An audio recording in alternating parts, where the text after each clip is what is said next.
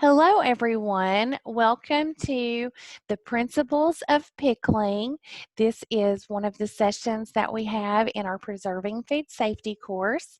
My name is Shelly Barnes, and I'm the Family and Consumer Sciences Extension Agent for the University of Tennessee Extension in Wilson County.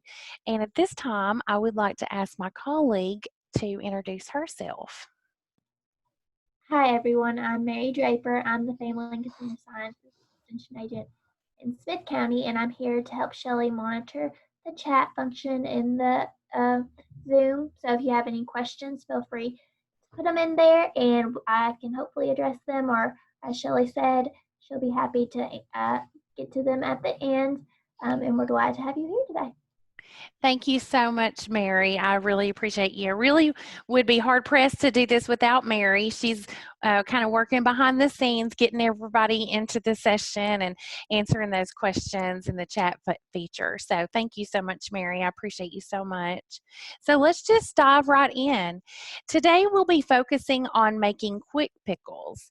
You'll learn the basics of preparing and processing pickled products, the difference between pickled and fermented, the different types of pickled products, and the importance of various ingredients in pickled products.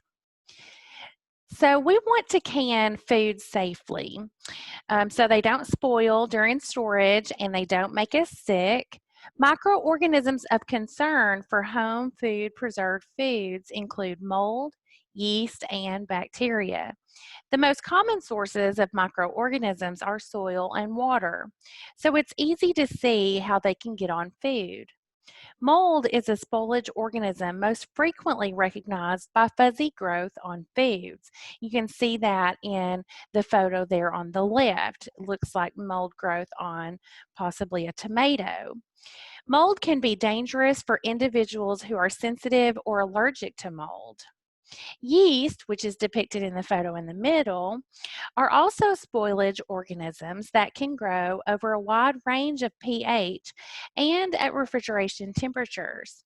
They may produce slimy spoilage, souring or greening, or produce a fruity or yeast odor and or a gas formation. And then finally, bacteria, which is the photo to your right, are microscopic organisms that can cause spoilage or make us sick. They spoil food by creating abnormal odors, cloudy liquids, and sometimes they can produce a gas that can cause jars to swell and burst. Sometimes these bacteria can make us very sick. Now, many of the spoilage organisms you can see on food as it grows. The extreme temperatures used in canning will destroy most microorganisms that can make us sick and cause food spoilage. The exception, though, is Clostridium botulinum. And unfortunately, these bacteria cannot be seen or tasted. These bacteria grow and produce toxins that affect our nervous system that can lead to paralysis and even death. So why are these bacteria such a problem in our canned foods? Well, it grows in a vacuum, which is what is created when you can food. You drive out the oxygen. It also grows in food with less acidity. It doesn't grow when there is enough acid in the food. And it also grows at room temperature. It's not a problem in refrigerated or frozen foods. Now, high acid and acidified foods can be safely canned in a water bath canner. Jams, jellies, and fruits are naturally high in acid. Pickled foods need to have an acid such as vinegar added to make them more acidic so they can be processed in a boiling water canner. Foods with enough acid, which would have a pH of 4.6 or below, inhibit the growth of Clostridium botulinum. And we hear that called botulism. Now, an exception to this are figs and tomatoes. Even though they seem like they should have enough acid, they may not have a pH that is low enough. In order to can these safely in a water bath canner, these foods must be acidified by adding some form of acid such as lemon juice or vinegar. We talk about that a little bit more in our jams and jelly session that's posted on YouTube and our canning tomatoes session that's also posted on YouTube. Now, we always process pickles and other acidified foods in a boiling water canner to kill microorganisms that can cause spoilage. The water bath canner is used to process foods at a boiling temperature, which is 212 degrees at sea level. At this temperature, most harmful microorganisms are destroyed. We encourage you to always follow a tested recipe and process your food in the time indicated according to the size of the jar. Now look at this photo. This is called open kettle. This is not how we recommend making pickles or any other food preservation method either. Open kettle method is not safe. Neither is canning in an oven or a dishwasher. Boiling water canners should be large enough that when you fill them with water 2 inches above the top of the jars, they will not boil over. You will need a rack in the bottom so that jars do not rest directly on the heat source. Make sure that you fill the canner with enough water to cover the tops of your jars by 1 to 2 inches. Atmospheric steam canners are also safe for canning. Water is added to the bottom of the pot until it reaches the bottom of the rack. Jars are placed on the rack and the lid is closed. Water is heated to boiling. There's a dial on the top of the lid that indicates the temperature range you will need to maintain throughout the process. Follow the same processing times given in the recipes for boiling water canners. One advantage to these canners is that you do not have to heat large quantities of water. The disadvantage is that you will have to monitor the water level for recipes with longer processing times so that there is enough water to make the steam. So let's talk a little bit about tested recipes. A tested recipe is one that is tested for safety. Testing canning recipes is different from testing other recipes. Now, when we refer to tested recipes when canning, we mean that they have been tested in a scientific laboratory to be sure that microorganisms will not grow when they are stored in your cabinet for weeks and months. You will hear us talk about the National Center for Home Food Preservation. You can see on this slide that this photo comes from the National Center for Home Food Preservation. That is housed in Georgia at the University of Georgia Cooperative Extension Program. And that is the national test kitchen, if you will, for cooperative extension across the United States. So when you hear us refer to use a tested recipe from this source, we know that all of those recipes were tested in that scientific kitchen. There are other places where we can receive tested recipes as well. All of local extension offices, we have our own canning manuals. The one that we have is called Canning Foods from the University of Tennessee. That has recipes from the National Center. You can get recipes from the National Center's website. And then you can also use recipes from Ball and Kerr, or I think the parent company's name is Jarden Foods. So they have their own test kitchen. What we want to do is we want to deter you from using recipes from magazines and blogs. Even though it's tempting to try these pickle recipes, we want you to be careful. The level of acidity in a pickled product is as important to its safety as it is to the taste and texture. Do not alter vinegar, food, or water proportions in a recipe or use a vinegar with unknown acidity. Also, use only recipes with tested proportions of ingredients. There must be a minimum uniform level of acid throughout the mixed product to prevent the growth of botulinum bacteria. Now, there are a variety of different pickled foods that are classified by their ingredients and method of preparation. There are many safe processes available to make different types of pickled cucumbers, other vegetables like green beans, fruits, and relishes. So let's talk about the different types of pickled products. But first, what's the difference between pickling and fermentation? In pickling, you typically use an acid-like vinegar to make fruits and vegetables more acidic. With fermentation, you let bacteria that produce acid grow to make the fruit or vegetable more acidic. This is done with salt. Salt not only draws water out of the produce, but also prevents bacteria you do not want to grow from growing. Regular dill pickles and sauerkraut are fermented and cured for about 3 weeks. Refrigerator dills are fermented for about a week. During the time they go through the process of curing, colors and flavors change, and their acidity increases due to the production of lactic acid by bacteria.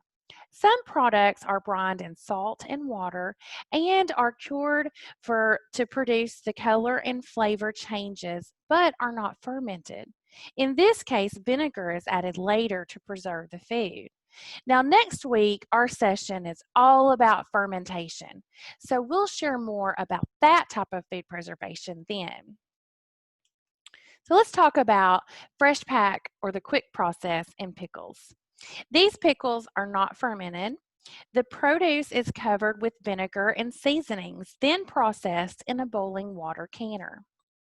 Even though they are not fermented, in some recipes, produce is brined in a solution of water and salt for several hours or for overnight, then drained and covered with vinegar and seasonings. So let's review what we've learned so far. In order to process a food in a boiling water canner, the food must be acidic enough so that Clostridium botulinum bacteria do not grow and produce toxin. So there are two different ways we reduce the pH of pickled and fermented foods. One is by creating conditions where lactic acid producing bacteria will grow using a salt and water solution, also called a brine, which is called fermentation, excuse me. The other is by adding acid from the addition of vinegar, which is called pickling.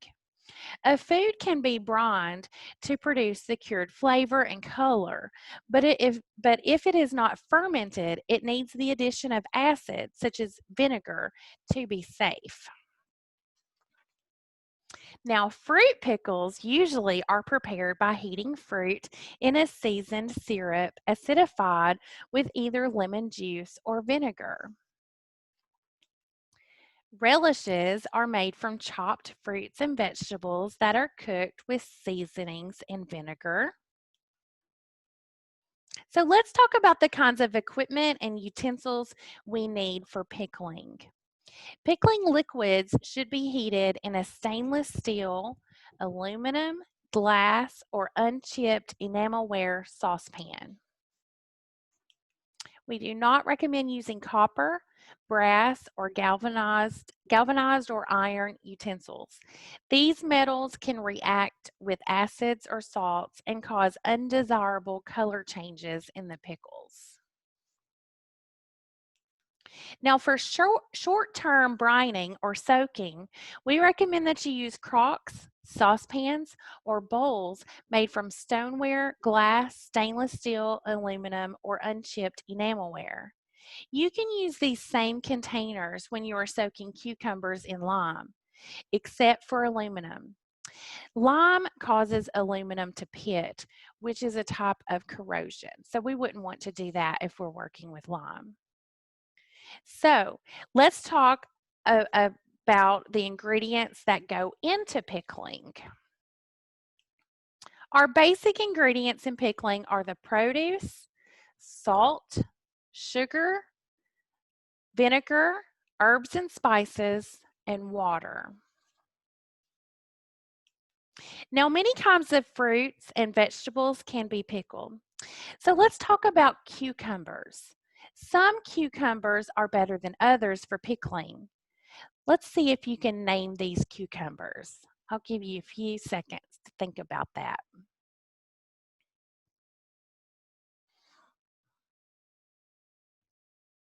Now, if you guessed regular cucumber or a slicing cucumber, a pickling cucumber, and an English cucumber, you're correct. Regular or slicing cucumbers are grown to eat fresh, are often waxed, and become yellow or more bitter when they are overly ripe. Cucumbers with wax are not good for pickling because the pickling solution has more difficulty getting through the cucumber. They also can have large seeds and seed cavities, which is not good for pickling. The one in the middle, which is a pickling cucumber, these tend to be shorter, thicker, lighter in color, and come in different sizes. They have smaller seeds and smaller seed cavities than the slicing top. They have bumpy skin with tiny white or black dotted spines. And very importantly, they are not waxed. Now, English cucumbers are also called burpless, and they have various other names. These have a sweeter and thinner skin than other cucumbers. They are reported to be easy to digest. Lots of people say that they have less gas, and they're nearly seedless and have a delicate skin and are often shrink wrapped in plastic. Pickling cucumbers are recommended for pickling. We encourage you to select firm cucumbers of the appropriate size, about 1.5 inches for gherkins and 4 inches for dills. Use odd shaped or more mature cucumbers for relishes and bread and butter style pickles. Use odd shaped and more mature cucumbers, like I said, for relishes and bread and butter style pickles. Try to pickle fruits and vegetables within 24 hours after they are pickled. Vegetables should be tender. Fruits should be firm. Peaches and pears can be slightly underripe for pickling. Produce should not have any type of mold, not even a small amount. Processing will destroy mold, but will not destroy the off flavor it produced as it grew on the produce. Use canning or pickling salt. Fermented and non-fermented pickles may be safely made using either iodized or non-iodized table salt. However, non-caking materials added to table salts may make the brine cloudy. Flake salt varies in density and is not recommended for use.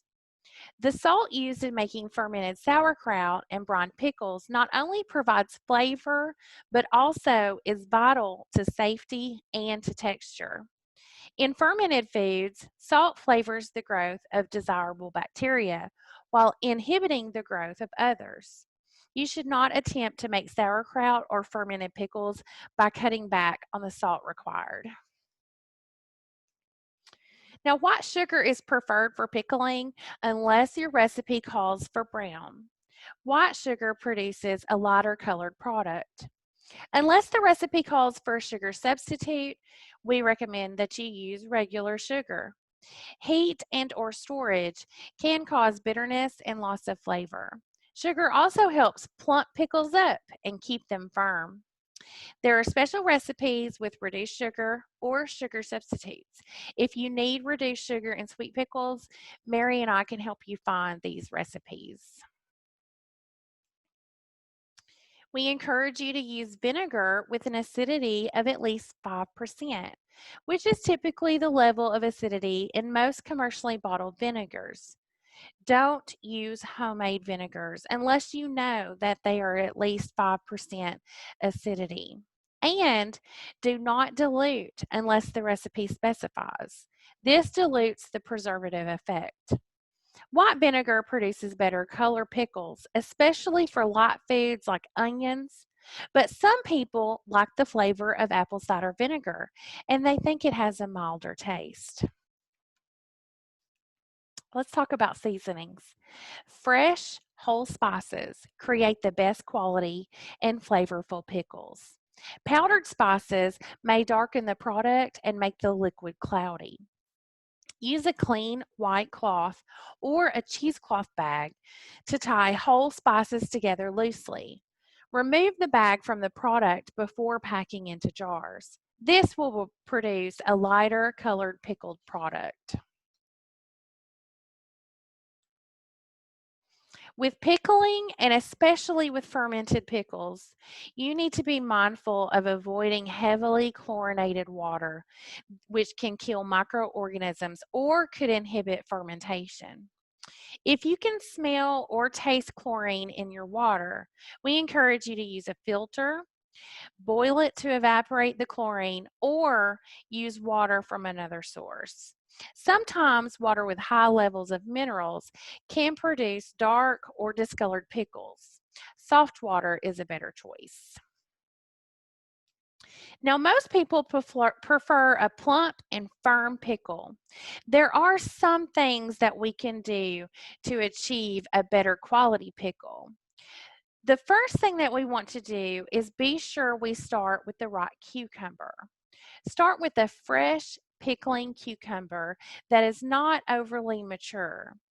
Remove and discard a 1/16 inch slice. So really just kind of like a little shave at the blossom end of the fresh cucumber. So you can see it would be down there at the bottom of this cucumber in the photo where the blossom is coming out. You would just shave that off right there. Blossoms may contain an enzyme which causes excessive softening of pickles. Also, one common belief among avid picklers is that you need to use grape leaves to ensure a crisp pickle. Now, our National Center for Home Food Preservation says that we don't need to use grape leaves. They might even inhibit the enzymes. And so we want to make sure that we just slice the blossom end off of the pickle.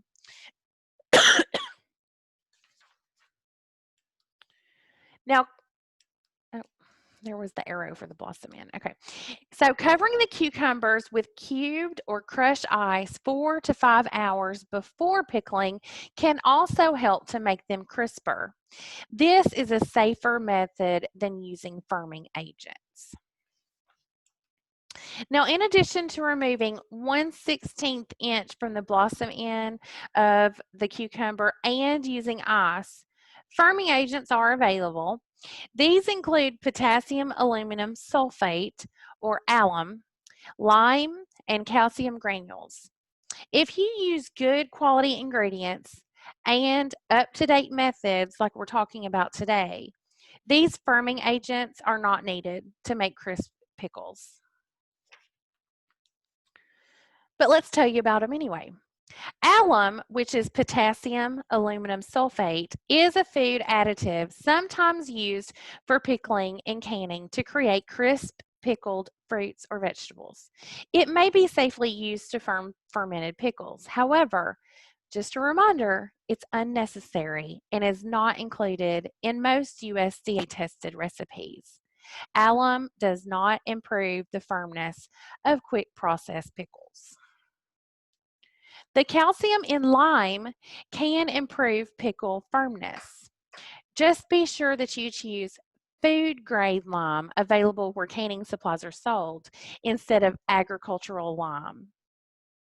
Food grade lime may be used in a lime water solution for soaking fresh cucumbers 12 to 24 hours before pickling them.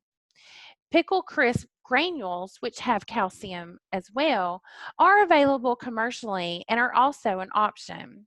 These are also found in the food preservation section. You would want to add granules to filled jars just before applying the lids.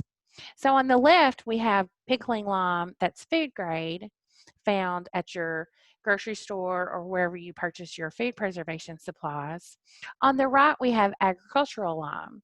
So we would not want to get that in the same place where we get our animal feeds and things like that. Now, when using lime, it is important to remove excess lime absorbed by the cucumbers to make safe pickles. To remove excess lime, drain the lime water solution, rinse, and then re-soak the cucumbers in fresh water for 1 hour. Repeat the rinsing and the soaking steps 2 more times. So there is a treatment called low temperature pasteurization. It results in a better product texture, but must be carefully managed to avoid possible spoilage. You would place jars in a canner filled halfway with warm 120 degrees to 140 degrees water. Then add hot water to a level 1 inch above the jars. Heat the water enough to maintain 180 degrees to 185 degrees Fahrenheit for 30 minutes. Check with a candy or jelly thermometer to be certain that the water temperature is at least 180 degrees during the entire 30-minute process. Temperatures higher than 185 may cause unnecessary softening of the pickles. The key is we really only need to use this type of process when your recipe, and we're using tested recipes, when your recipe indicates to use it. So now let's talk about pickling step by step. The first thing that you do is you fill your canner and begin heating water before you do anything else. Bring your water to a simmer before adding the jars of pickled product. This would be about 180 degrees Fahrenheit. We encourage you to wash your jars and your lids with rings in soap and water. Sterilize your jars in a large pot of boiling water for 10 minutes if you do not plan to process the pickles for at least 10 minutes. In this case, you are processing them, well, for 5, it says. I think it would be longer. I think that might have been from the jam section. Anyway, you get the idea. To process pickles in a boiling water bath, you will need standard canning jars and 2-piece lids. Jars with wire bells are not designed for canning because when processed, they will not seal correctly, which can lead to spoilage. They should be used for pickled and fermented foods stored in the refrigerator.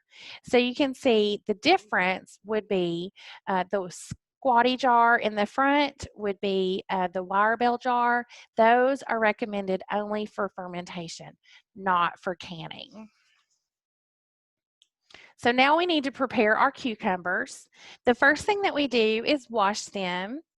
Then we cut the 1/16 inch slice off the bottom end. This is really kind of just a little shave.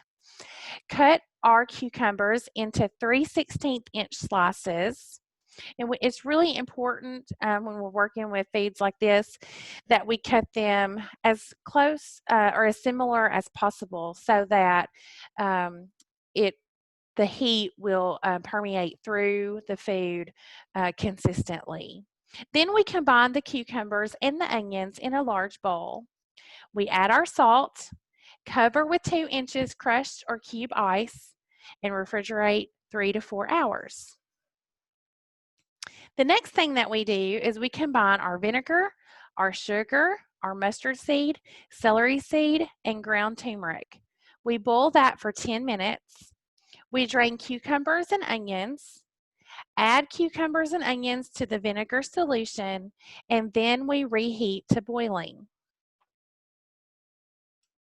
The next thing we would do is we would fill jars with cucumbers, onions, and pickling solution. We would leave a 1/4 inch headspace, remove the air bubbles with our bubble freer. You can get that in a canning kit or you can just use a butter knife if you have that. We also want to encourage you to add more cucumbers or solution as needed. Wipe the rims with a damp, clean towel to remove any particle of food, and apply the lids and adjust with your fingertips.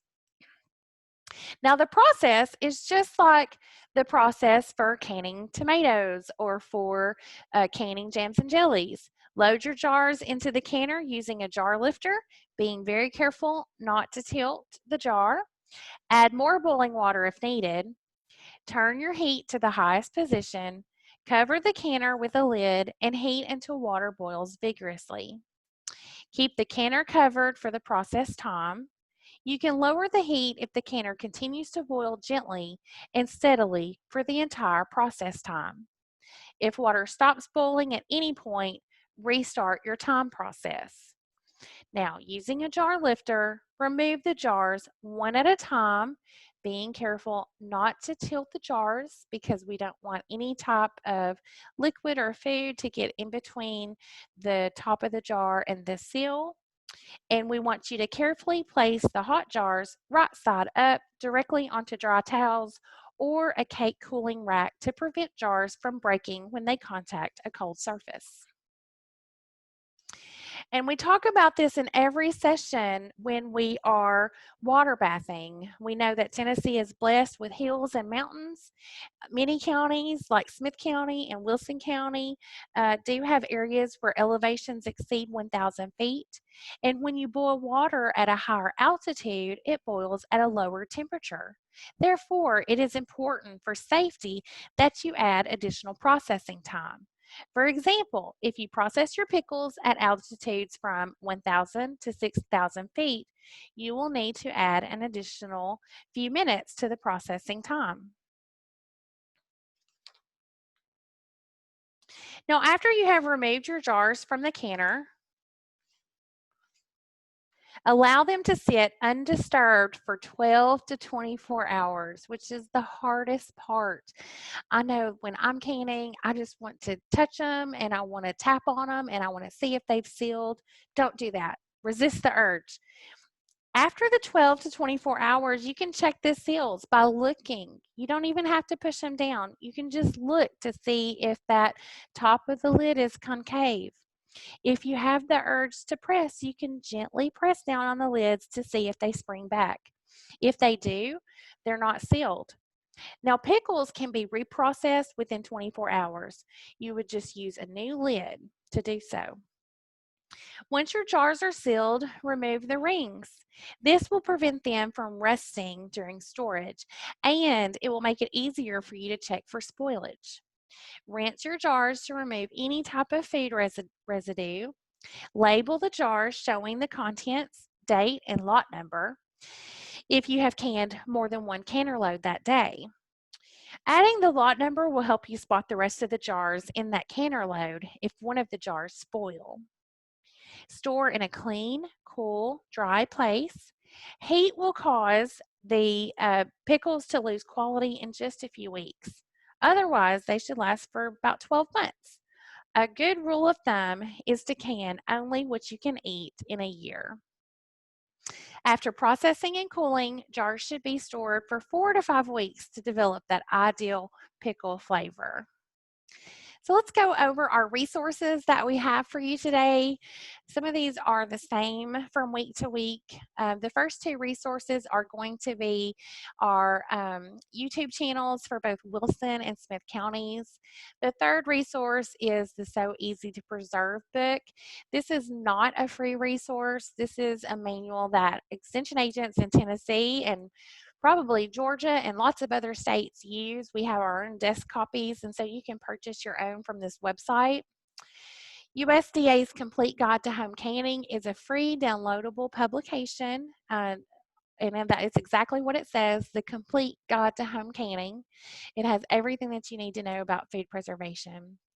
UT Extension's Canning Food publication is a downloadable resource totally for free, so you can download that from the site there. The National Center for Home Food Preservation, this is their website. It talks about all different types of food preservation. This is where we get our research in extension. I have a direct link there for you on how do I pickle. And one of our biggest helps that the food preservation has related to pickles to extension agents is the chart for causes and possible solutions for pickling issues. And so I thought that might be an interesting chart that y'all like to see. And then as always, the altitude adjustment chart.